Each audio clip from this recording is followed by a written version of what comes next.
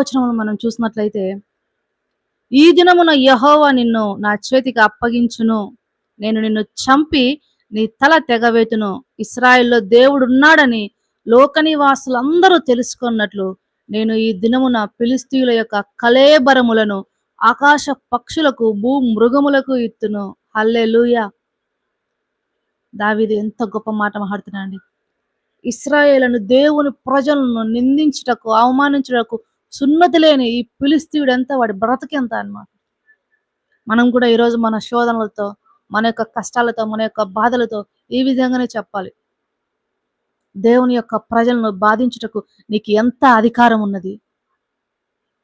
దేవునికి స్తోత్రం కలుగును గాక. మన యొక్క దావీదు తన నోటితో తన యొక్క విజయాన్ని ప్రకటించాడు. హౌస్ ఆఫ్ ది డేవిడ్ అనే మూవీ స్ట్రీమింగ్ అవుతుందండి. అది ఫస్ట్ సీజన్ అయిపోయింది. Second season next month